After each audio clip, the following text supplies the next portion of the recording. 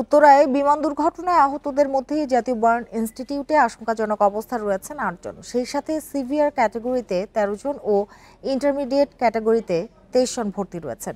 দুপুরে সংবাদ সম্মেলনে তথ্য জানান ইনস্টিটিউটের পরিচালক অধ্যাপক ডাক্তার নাসির উদ্দিন। তিনি বলেন, আশঙ্কাজনকরা হাসপাতালের আইসিইউতে চিকিৎসাধীন রয়েছেন। বাকিদের বিশেষজ্ঞ চিকিৎসকদের তত্ত্বাবধানে ২৪ ঘন্টা পর্যবেক্ষণে রেখে চিকিৎসা দেওয়া হচ্ছে। আহতদের নতুন করে ক্যাটাগরি করা হয়েছে। সর্বোচ্চ সেবার লক্ষ্যে ১২ ঘন্টা পরপর সিনিয়র ডাক্তাররা দায়িত্ব পালন করছেন। সিঙ্গাপুর থেকে আসা বিশেষজ্ঞ দল সম্পর্কে তিনি বলেন, বিভিন্ন হাসপাতালে ভর্তি দগ্ধ ও আহতদের চিকিৎসা কার্যক্রম পর্যবেক্ষণ ও পরামর্শ দেবেন তারা।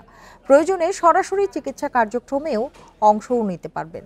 বার্ন ইনস্টিটিউটের পরিচালক আরও বলেন, যুক্তরাষ্ট্র, চীন, ভারত সহ বিভিন্ন দেশ আহতদের চিকিৎসা সহায়তা দিতে আগ্রহী। এক্ষেত্রে সব পরামর্শই নেওয়া হচ্ছে বলে জানান doctor Nasir Uddin. Critical patient আছে এই মুহূর্তে ৮ জন, আর সিভিয়ার ক্যাটাগরিতে আমাদের পেশেন্ট আছে ১৩ জন, আর বাকি পেশেন্টগুলো আছে আরও 23, সেটা হচ্ছে ইন্টারমিডিয়েট ক্যাটাগরিতে। অর্থাৎ মোট ৪৪ জন রোগী এই মুহূর্তে আমাদের ন্যাশনাল বার্ন ইনস্টিটিউটে আছে।